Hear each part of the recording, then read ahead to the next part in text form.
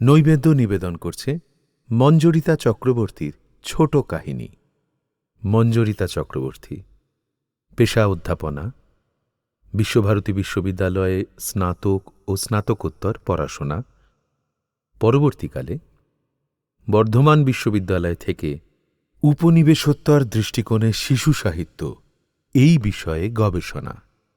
পিতা প্রয়াত তপন চক্রবর্তী, যিনি একাধারে শিল্পী, লেখক। মাতা শ্রীমতী মায়া চক্রবর্তী, ইতিহাসের শিক্ষিকা।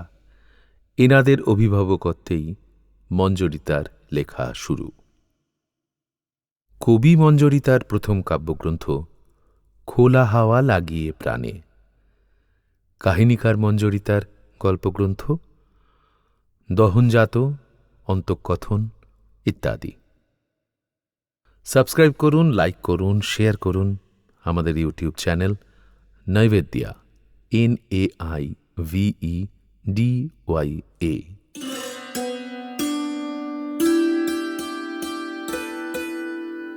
নৈবেদ্য নিবেদন ছোট কাহিনী, গ্রন্থ কিট।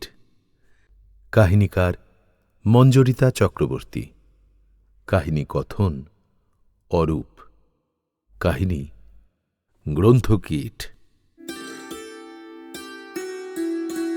সবে মাংস শেষ করে চাটনিতে হাত দিয়েছেন, অমনি পকেটে টিংটং। এ শালার ফোনের জ্বালায় শান্তিতে মরারও উপায় নেই।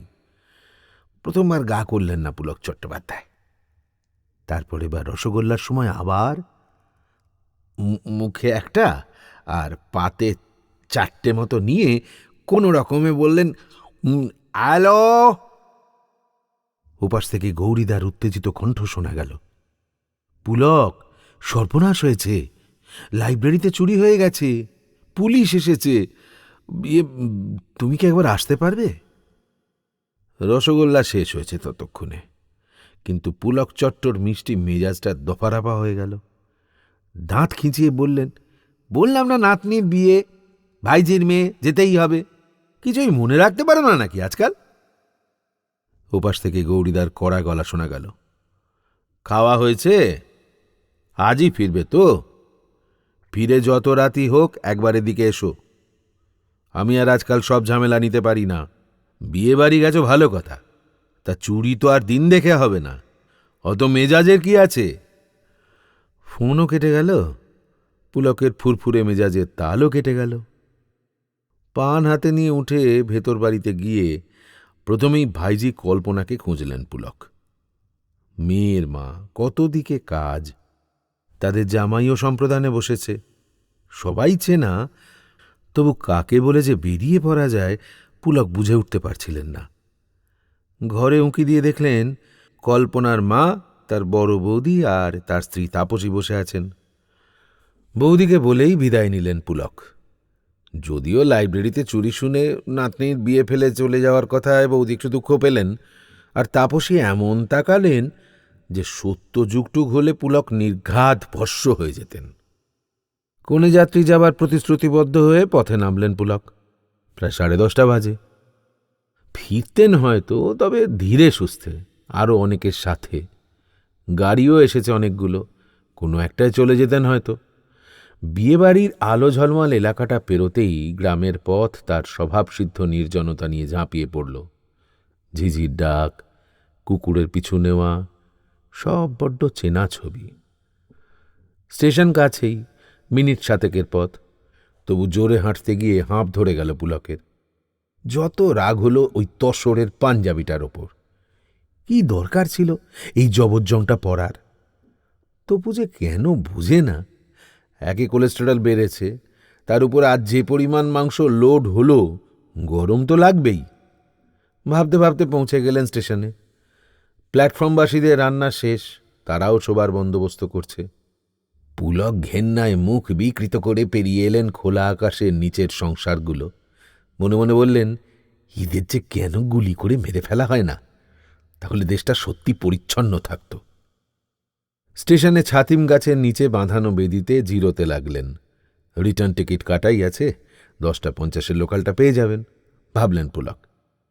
জেলা গ্রন্থাগারিকের চাকরি, বহু সাংস্কৃতিক গ্রন্থ ভাবনা সমন্বিত কমিটির উপদেষ্টা, বহু জায়গার মাননীয় সদস্য, বেশ ক্ষমতাশালী পুলক চট্টোপাধ্যায় রিটায়ার করার পর পাড়ার বহু পুরনো কিন্তু সমৃদ্ধ লাইব্রেরিটিকে ঢেলে সাজিয়েছেন। অনেকের ব্যক্তিগত গ্রন্থ সংগ্রহ জোগাড় করে আরও বিপুল আয়তন করেছেন। পুরানো বইগুলির সংস্কার হয়েছে। সত্যি বলতে কি, পুলকের সারা জীবনের দাপট দেখানো চাকরিটায় অবসরের পর তিনি বেশ নিরানন্দ হয়ে পড়েছিলেন। বুঝে উঠতে পারছিলেন না কোথায় গিয়ে নিজেকে প্রতিষ্ঠিত করবেন। এই সময়েই বেশ কয়েকজন প্রৌঢ় বৃদ্ধ মিলে বৈকালিক ভ্রমণের সময় পাড়ার ধূলিমলিন লাইব্রেরি নিয়ে কথা ওঠে। ওপাড়ার অনেকেই কৈশোরে যৌবনে কিভাবে ওই লাইব্রেরির অনুরক্ত ছিলেন সেসব গল্প চলতে থাকে। কেউ যেতেন আড্ডা মারতে, কারো আবার লক্ষ্য ছিল হলুদ বাড়ির সেই মেয়েটা যার দিল্লিতে বিয়ে হয়ে যাওয়ার খবর দেওয়ার সময় এই বয়সেও একটা দীর্ঘশ্বাস জড়িয়ে থাকে। কেউ বলেন মায়ের জন্য আনতে হতো ফাল্গুনী মুখুজ্জে, আর বৌদির জন্য উল বোনার ডিজাইন। কারো ছোট বোনের ফরমাস ছিল নিমাই ভট্টাচার্য, আর নিজের প্রিয় ছিল হিমালয়ের ভ্রমণ কাহিনী। কেউ ভালোবাসতেন নারায়ণ সান্যাল, কিন্তু বাবার জন্য নিয়ে যেতে হতো মেটেরিয়া মেডিকা। কারো আবার গিন্নি ছিলেন আশুতোষ মুখুজ্জের ভক্ত। লাইব্রেরির বই, তা থেকে ডালপালা নিয়ে কত স্মৃতি, চলে যাওয়া মানুষ, হারিয়ে যাওয়া সময়, অপশ্রিয়মান যৌবন সব যেন ছায়া ছায়া হয়ে ধরা দিল গল্পে। সেই গল্পের আসরেই একদিন সিদ্ধান্ত হল লাইব্রেরির সংস্কার দরকার।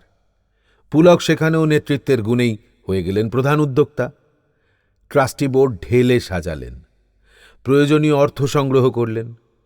চাকরি জীবনের সব যোগাযোগ কাজে লাগিয়ে নিঃস্বার্থভাবেই গড়ে তুললেন লাইব্রেরি।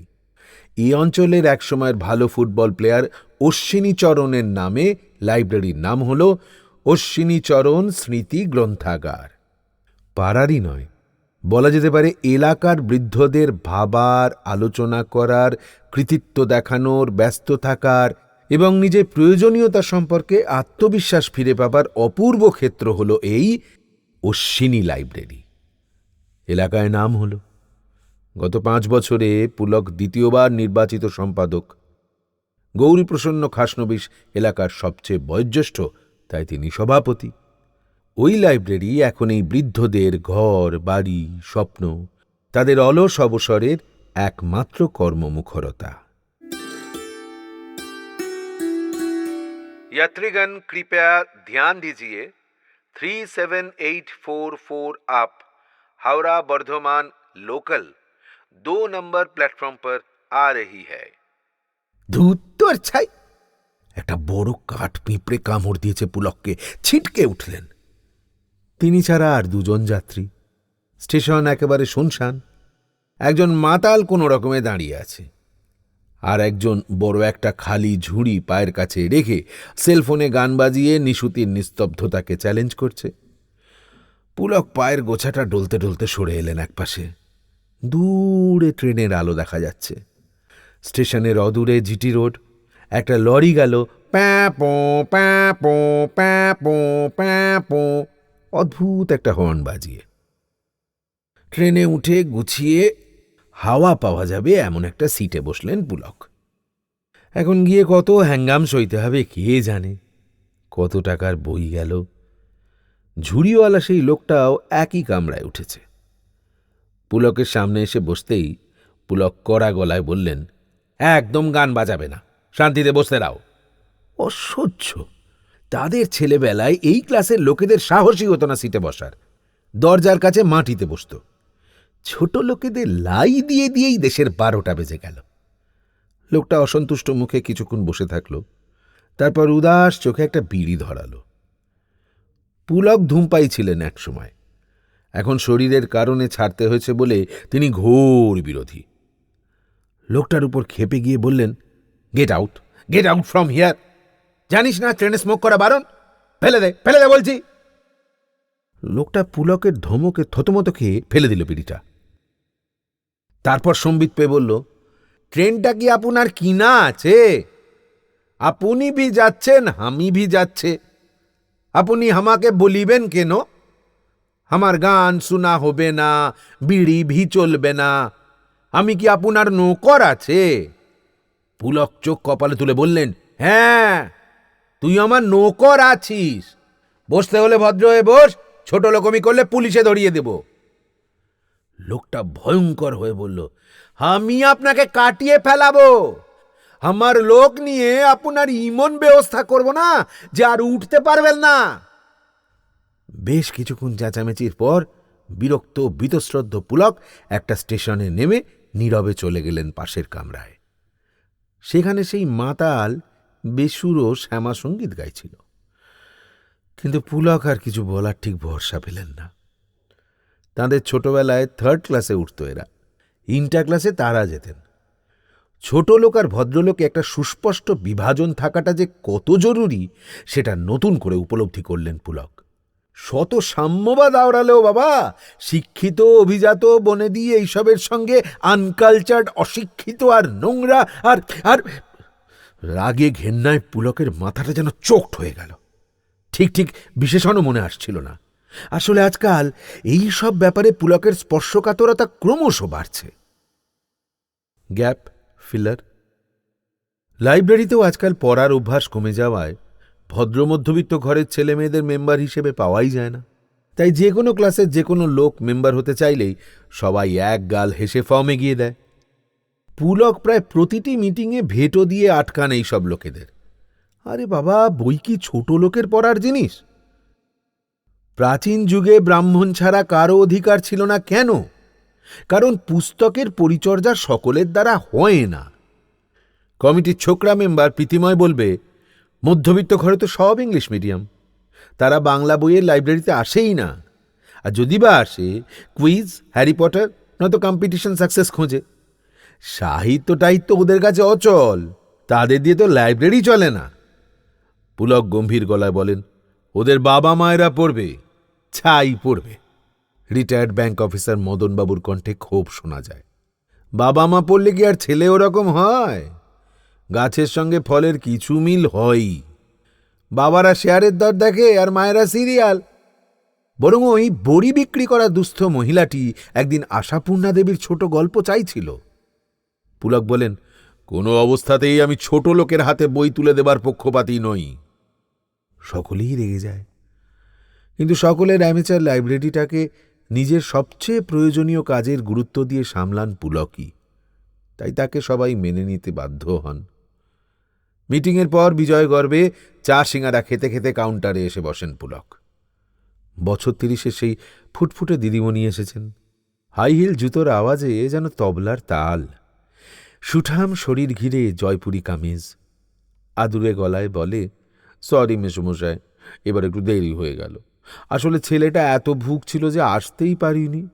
কত ফাইন হলো বলুন তো? উদার হয়ে সে পার্স খুলতে যায়। পুলক গদগদ হয়ে বলেন, আরে রাখো তোমার ফাইন। তুমি যে মাঝে মাঝে এসে আমাদের বুড়ো হাড়ে একটু যৌবনের বাতাস লাগাও, এতেই তো ধন্য হয়ে যাই। ফাইন দিতে হবে না, তবে তাড়াতাড়ি আসবে। মেয়েটি হেসে ফেলে বলে, আমাকে একটা সরঞ্জিৎ চক্রবর্তীর গল্প সংকলন দিন না। পুলক মহা উৎসাহে খুঁজতে শুরু করেন। পাশে বসে দীপক চৌধুরী সব দেখেন। পুলক উঠে যেতে দাঁত চিপে বলেন, ফাইন মকুব করা হচ্ছে, তোর বাপের সম্পত্তি। দাঁড়া, অ্যানুয়াল মিটিংয়ে দেখাবো। পুলক আবছা শুনতে পান, তবে পাত্তা দেন না। দীপকের সাধ্য নেই তার গায়ে আঁচড় কাটার।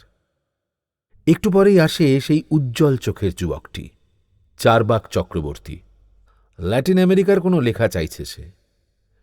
অচলা দত্ত রায়, ভয়ঙ্কর ভীতু ভীতু চেহারার সেই মহিলা, যিনি এসে ভয় ভয় প্রায় ফিসফিসিয়ে বলেন, একটা খুন খারাপির বই দিন না। তিনিও এসে গেছেন, রক্তাক্ত বালুকাবেলা নিয়ে পরম নিশ্চিন্তে ফিরছেন। সুভাষবাবু চাপা গলায় বলছেন, কোনো বই নেই? মানে যার মধ্যে একটু টিয়ে থাকবে। মানে বলতে চাইছি যে বেশ হবে, পাওয়া যাবে। সরাসরি না হলেও যদি ভাবেও থাকে। গোটা 5 খরচ করার পর তার চাহিদা বোধগম্য হল গণেশ তার। উনি লাইব্রেরির অভিজ্ঞ লোক, প্রায় 20 বছর আছেন। অনেক পার্টি ট্যাকল করে ঝানু হয়ে গেছেন। মুখটি খুব খারাপ, কিন্তু কাজের হাতটি ভালো। গণেশদা সুভাষ সেনগুপ্তর দিকে তাকিয়ে অভিভাবক সুলভ গলায় বললেন, অনেক তো বয়স হলো, এবার টিয়ে ছাড়ুন, ধম্মে গম্মে মন দিন। তারপর ভেতরের লুকোনো তাক থেকে খবরের কাগজের আড়ালে এনে দিলেন ললিতা বৌদির প্রেমিকেরা। তাচ্ছিল্য করে বললেন, ও আর কার্ডে লিখতে হবে না, পরশু ফেরত দেবেন। হাঁপাতে হাঁপাতে ঢোকেন অম্বিকা হাওলাদার, বলেন, বাস্তুদোষ কাটানোর কোনো বই আছে? পাশেই নিরঞ্জন মল্লিক গোলাপ চাষের উপর বইয়ের খোঁজ করেন। অধ্যাপক সুপ্রতীক ভট্টাচার্য বাঁকুড়া জেলার পুরাতত্ত্বের বিষয়ে আগ্রহী, খুঁজছেন বই। মহাশ্বেতা ভৌমিক গোটা 5 বিড়াল পোষেন।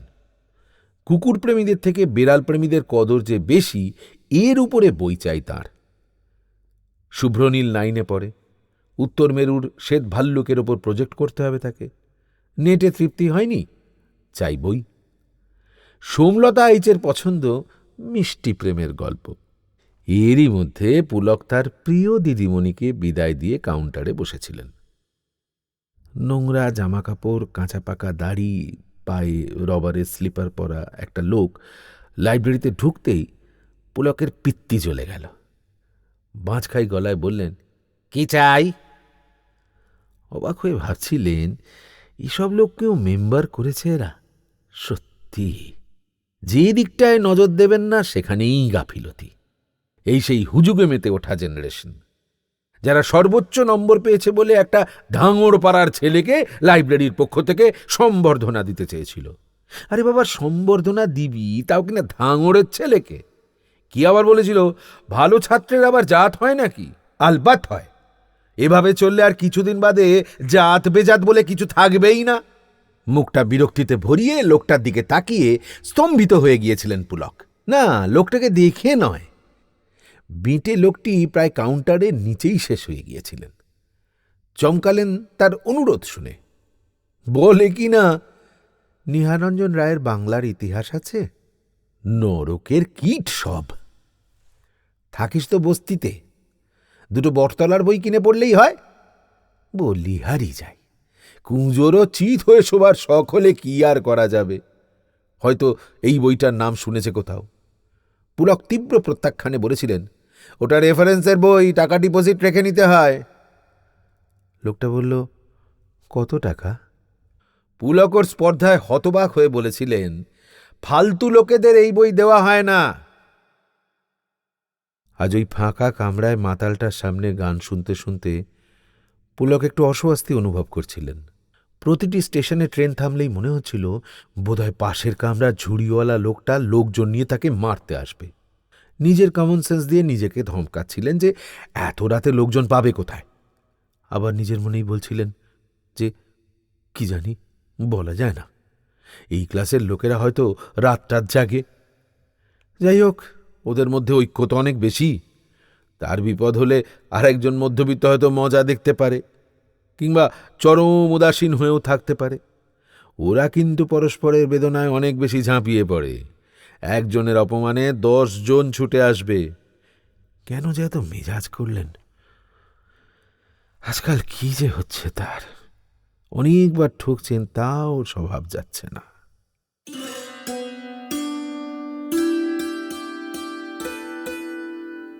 অন্ধকার রেল লাইনে ট্রেনের খোপ কাটা জানলার আলো পিছলে পড়েছে। ঘটাং ঘটাং আওয়াজের মধ্যেই একটা ঘটনা মনে পড়ল পুলকের। কিছুদিন আগে চন্দননগরে একটা সভা ছিল। ওখানকার মহকুমা গ্রন্থাগারের আয়োজন। ভারতীয় লেখকদের নিয়ে বক্তৃতা। কি সব নাম! শিবকুমার পিল্লাই, ইসমত চুগতাই, বাপের কালে নাম শোনেননি। সত্যি বলতে কি, পুলকের পড়াশোনা তো বেশি দূর নয়। সারা জীবন বই ঘেঁটেছেন বিস্তর, কিন্তু ঘাঁটা আর পড়া তো এক নয়। ও নিয়ে খুব ইচ্ছের জায়গাও কখনো তৈরি হয়নি মনের মধ্যে। নিজের সম্পর্কে চিরকালই তার অটুট আস্থা। অভিজাত চেহারা, টকটকে রং, পেটা স্বাস্থ্য আর এক ধমকে সবাইকে চুপ করিয়ে দেওয়ার ক্ষমতা নিয়ে চলেছেন তিনি। নিজের যা আছে বা আছে বলে তিনি নিজে মনে করেছেন, তা নিয়ে এতই গর্বিত থেকেছেন যে নিজের কি নেই তা নিয়ে মাথা ঘামাবার কোনো সুযোগই পাননি। তবে ওই তালিকায় প্রেমচন্দ নামটা চেনা ঠেকছিল।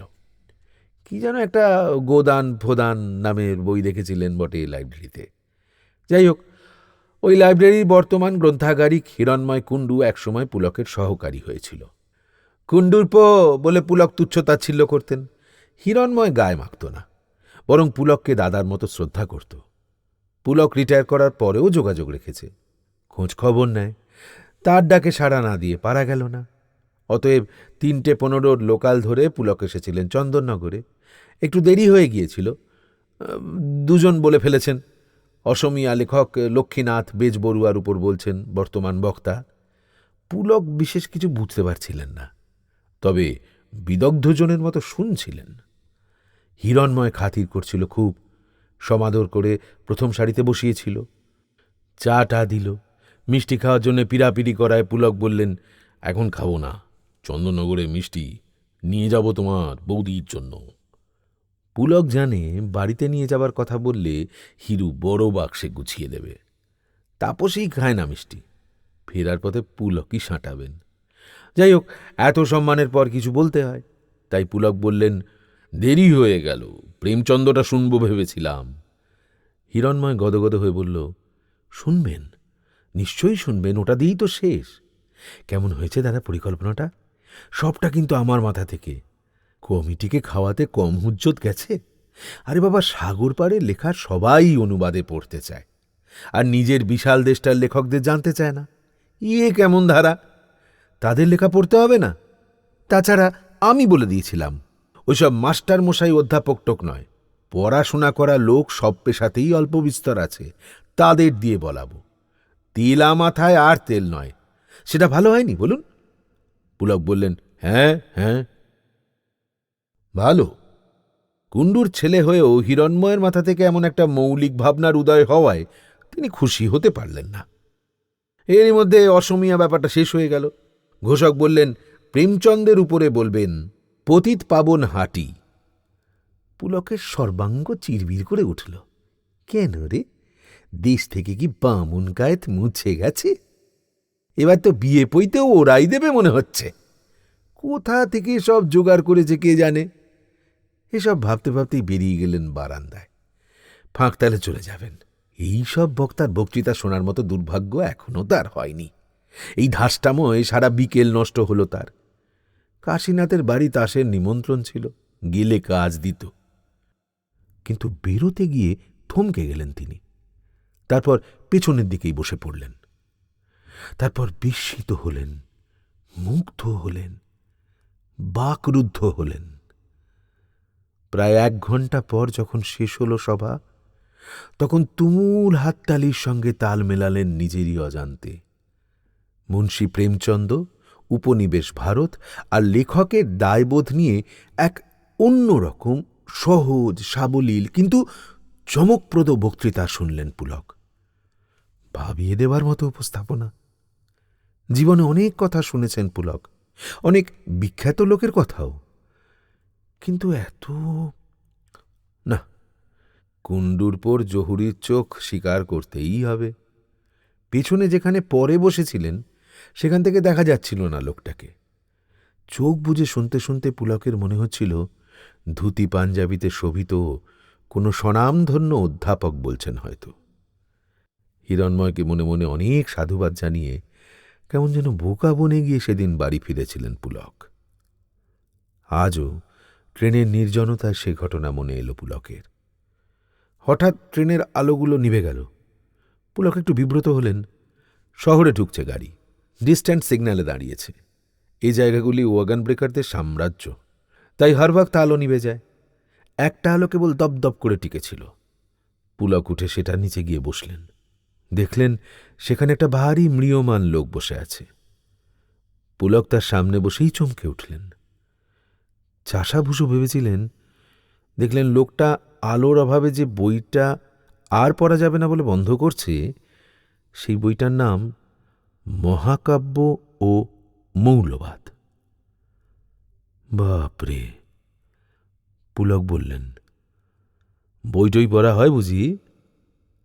লোকটি বলল, একটু আধটু চেষ্টা করি যখন সময় পাই। পুলক বললেন, আমি আবার একটা লাইব্রেরি চালাই, মানে আমি। লোকটি বলল, আমি জানি স্যার, আমি ওপাড়াতেই গোপাল দত্তের বাড়িতে ভাড়া থাকি। ওই লাইব্রেরিতে আমারও কার্ড আছে। কদিন আগে আমি নিহাররঞ্জন রায়ের বাংলার ইতিহাস চেয়েছিলাম।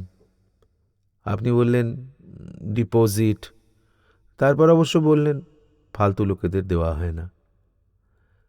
পুলক একটু অপ্রস্তুত হয়ে বললেন, আসলে ব্যাপারটা হলো। লোকটা সহজ বিনয়ের সঙ্গে বলল, না স্যার, আপনি ঠিকই বলেছেন। আমি ধূপ বিক্রি করি ট্রেনে, ফালতু লোকই বটে, সামান্য মানুষ আমি। একটু পড়াশোনার শখ আছে, এই যা। বই তো কিনতে পারি না। সেদিনও ডিপোজিট দিতে পারতাম না।